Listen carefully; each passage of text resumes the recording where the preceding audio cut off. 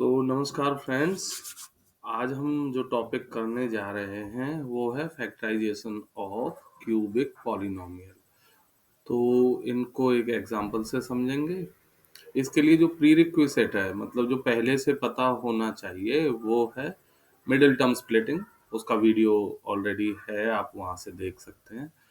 तो बिना time waste किए एक एक करके ले लेते हैं। 3 क्वेश्चंस, मैंने 3 क्वेश्चंस रखे हुए हैं। ये देखिए, तीनों क्वेश्चन एक एक करके डिस्कस करेंगे। पहले क्वेश्चन पे आ जाते हैं। एफ एक्स इक्वल्स टू है हमारा x cube minus 6x² plus 11x minus 6 and we are asked to factorise. ठीक है, तो हम दो चीजों पे ध्यान देंगे। सबसे पहले तो एक तो इसकी डिग्री 3 है, सो इसके मैक्सिमम 3 लीनियर फैक्टर्स हो सकते हैं। ठीक है, मैक्सिमम 3 लीनियर फैक्टर्स हो सकते हैं। यहां तक हमने बात समझ ली। और दूसरी बात, जो हमारी फर्स्ट टर्म है एक्स क्यूब है, इसका कोफिशिएंट बहुत ज्यादा रोल प्ले करेगा ये डिटरमाइन करने में कि हमारे फैक्टर्स कौन कौन से होंगे। पहले हमने वो एग्जांपल लिया है जहाँ एक्स क्यूब का कोफिशिएंट 1 है, मतलब यहाँ कुछ नहीं लिखा हुआ, मतलब ये 1 से मल्टीप्लाइड है। तो इस केस में जो हमारे फैक्टर्स बनेंगे वो इस पे डिपेंड करेंगे। यहाँ है हमारा टर्म, कांस्टेंट टर्म -6 है, जिसके फैक्टर्स बनते हैं +-1, +-2, +-3 और +-6।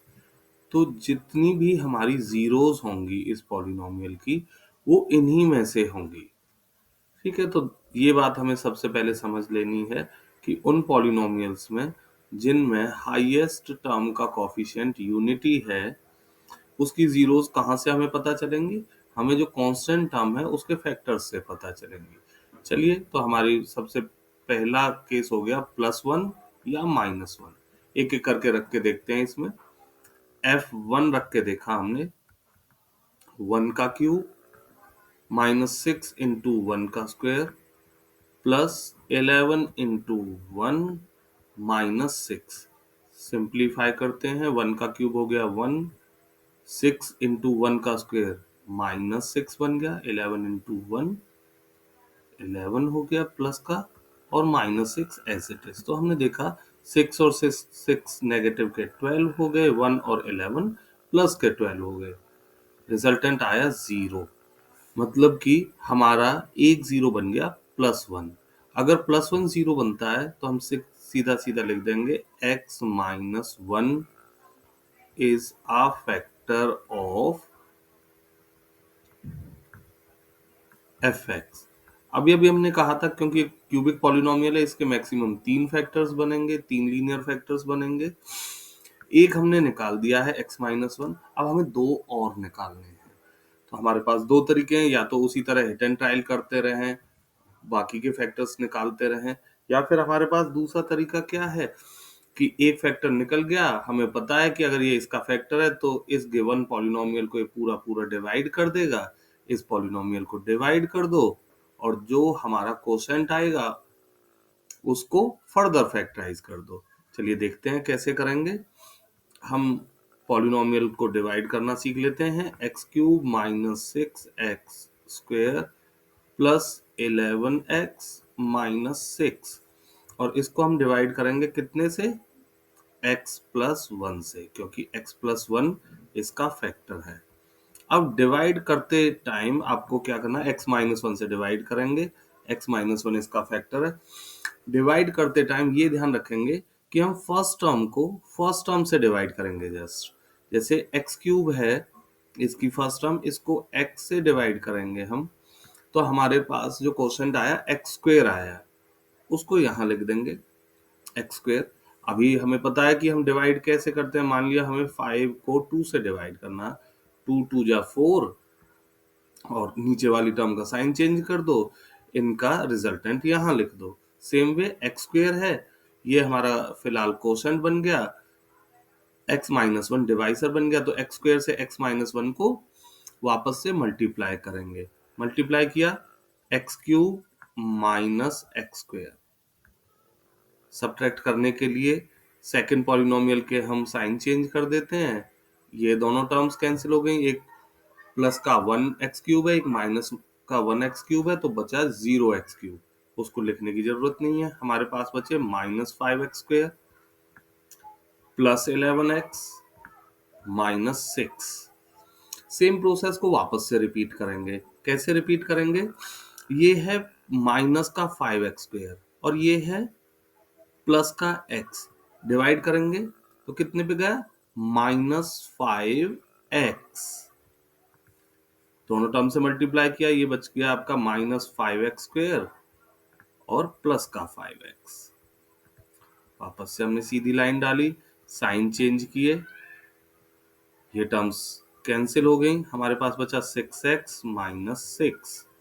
वापस से सेम प्रोसेस रिपीट करेंगे। कैसे देखेंगे? ये है प्लस का 6x और ये है प्लस का x, कितने पे गया? +6 पे गया। मल्टीप्लाई किया 6x -6, ये टर्म माइनस की आ गई, ये टर्म प्लस की आ गई, ये कैंसिल हुआ, यहाँ पे बचा हमारा 0। ठीक है जी। अब जो आपका fx बन गया, अब आपका fx क्या बन गया? पहले जो fx दिया हुआ था वो दिया हुआ था x³ -6x² प्लस 11x -6। अब fx बन गया x -1 x² -5x प्लस 6। अब क्या करना है? इसको फर्दर फैक्टराइज करना है using middle term splitting. Middle term splitting से इसे फैक्टराइज कर देते हैं। देखिए मैं यहाँ साइड में ही कर लेता हूँ। मिडिल टर्म स्प्लिटिंग से बाकी के दो फैक्टर्स आपको मिल जाएंगे और आपके गिवन पॉलिनोमियल के सारे की सारे फैक्टर्स आपको पता चल जाएंगे। मिडिल टर्म स्प्लिटिंग का फैक्टर वीडियो मैंने पहले बनाया था, वो ऑलरेडी अवेलेबल है, आप जाके उसे देख सकते हैं। x² -5x प्लस 6, ऐसे दो फैक्टर्स चाहिए जिनको मल्टीप्लाई करने पर +6 आता हो, जिनको सम करने पर -5x आता हो। तो x² -3x -2x plus 6 multiply करके 6x² आ रहा है, इसकी और इसकी प्रोडक्ट, और ऐड करके 5x आ रहा है। अब दो दो टर्म्स के पेयर बना के उनमें से कॉमन निकालेंगे। पहली दो टर्म्स में से कॉमन निकाला x, ब्रैकेट में बचा हमारे पास x -3। लास्ट की दो टर्म्स में से कॉमन निकाला, -2 कॉमन निकला, x -3। अब हमारे पास दो ही टर्म बची हैं, इन दोनों में से कुछ भी कॉमन निकले तो वो निकाल दो। इनमें से निकला x -3 कॉमन और बचा आपका x -2। तो जो fx है उसके सारे की सारे फैक्टर आ गए। x -1 पहले ही निकाल दिया था और इस वाले पॉलिनोमियल के फैक्टर आ गए x -3 x -2। That's it. ये आपका सारा की सारा क्वेश्चन सॉल्व हो गया। आई एम श्योर समझ आया है। एक एग्जांपल और ले लेते हैं जल्दी से। अब वो वाला केस है जहां पे जो कांस्टेंट टर्म है वो 0 है। ये क्वेश्चन 1 था, अब क्वेश्चन नंबर 2 देख लेते हैं। x³ -5x² plus 6x। जब कांस्टेंट टर्म 0 हो तो आपको क्या करना, उस केस में ये आपका fx हो गया। कांस्टेंट टर्म 0 है तो आप देखेंगे कि हमेशा उसमें से x कॉमन निकलेगा। x कॉमन निकाला आपने, ब्रैकेट के अंदर आप देखेंगे यहाँ पे बचा x² -5x प्लस 6। ठीक है जी, ये हमारे पास टर्म बची। ब्रैकेट को क्लोज करेंगे हम। तो ब्रैकेट वाला पॉलिनोमियल जो हमारे पिछले केस में क्वेश्चन आया था उसके ही जैसा है, उसको फर्दर मिडिल टर्म स्प्लिटिंग से फैक्टराइज करेंगे। x -3 x -2 आ गया। ये आसान था। चलिए, आई एम श्योर आपको समझ आया होगा। अब हम आज का लास्ट क्वेश्चन डिस्कस कर लेते हैं जो कि है 2x³। मैं उसके लिए थोड़ी सी जगह बना लेता हूं यहीं पे। जो लास्ट वाला हमारा पॉलिनोमियल है वो है 2x³ -7x² प्लस 7x -2। ये fx की वैल्यू है हमारी, या पॉलिनोमियल है, गिवन पॉलिनोमियल है। उसी तरह ट्रायल एंड एरर मेथड से सबसे पहले हमने 1 रख के देखा। कैसे डिसाइड किया 1 रखना है? एक्स क्यूब के कोफिशिएंट और कांस्टेंट टर्म के कोफिशिएंट को मल्टीप्लाई करके हमने देखा, -4 आया। तो जो भी हमारे फैक्टर्स होंगे, जो भी हमारी इस पॉलिनोमियल की जीरो होंगी, वो -4 के फैक्टर्स ही होंगे। तो सबसे पहले हम 1 से स्टार्ट करते हैं। 1 रख के देखा हमने। 1 रख के जब हम देखते हैं तो देखते हैं क्या आता है। 1 का क्यूब 1 इंटू 2, सो वापस से 2 आ गया। -7 +7 -2, ये भी 0 आ गया। अगर 1 से 0 आता है तो हम लिखेंगे x - 1 is a factor of fx। अगर -1 से 0 आता तो हम क्या लिख देते? अगर -1 रखने से 0 आता तो हम लिख देते x + 1 is the factor of fx। अब एक फैक्टर आ गया, बाकी के 2 फैक्टर निकालने के लिए वही मेथड अप्लाई करेंगे। सबसे पहले डिवाइड करेंगे और डिवीजन के बाद मिडिल टर्म स्प्लिट करेंगे। डिवाइड करते हैं सबसे पहले, अभी बताया डिवीजन का प्रोसेस, इनको पहले लिख लेंगे हम। फिर x - 1 से डिवाइड करेंगे। पहली टर्म को देखना, जस्ट पहली टर्म को। पहली टर्म है x, और इस केस में जो आपका डिविडेंड है उसमें पहली टर्म है 2x³। डिवाइजर की पहली टर्म है x, सो कोशेंट की पहली टर्म बनेगी 2x²। ठीक है जी, 2x²। तो दोनों टर्म्स को मल्टीप्लाई करते हैं, 2x³ आ गया, यहाँ से -2x² आ गया। ये माइनस हो गया, ये प्लस हो गया। साइन चेंज करेंगे हर स्टेप में, बताया है, कैंसिल हो गया। -5x² + 7x - 2। वापस से हम देखेंगे, पहली टर्म देखनी है। यहाँ डिवाइजर की पहली टर्म x है, यहाँ पे पहली टर्म है -5x², तो कितना बनेगा? -5x। मल्टीप्लाई करेंगे, -5x² + 5x। साइन चेंज करेंगे, प्लस माइनस, हर स्टेप में साइन चेंज होंगे। 2x - 2। वापस से पहली टर्म देखेंगे x और 2x, तो पहली टर्म बनी 2, 2x - 2। तो इस स्टेप के बाद एक बार जरूर कंफर्म कर लें कि यहाँ पे आपका जो रिमाइंडर है वो 0 बचना चाहिए। एक बार रिमाइंडर 0 बच गया, एक फैक्टर आपको मिल गया fx का, ये रहा x - 1। आपको 2 फैक्टर्स और निकालने हैं। क्या करेंगे? जो आपका क्वोशंट आया है उसकी मिडिल टर्म को स्प्लिट करेंगे। मिडिल टर्म स्प्लिटिंग का तरीका वही जो हम पहले से यूज करते आ रहे हैं। मैं यहाँ पे करके दिखा देता हूँ आपको।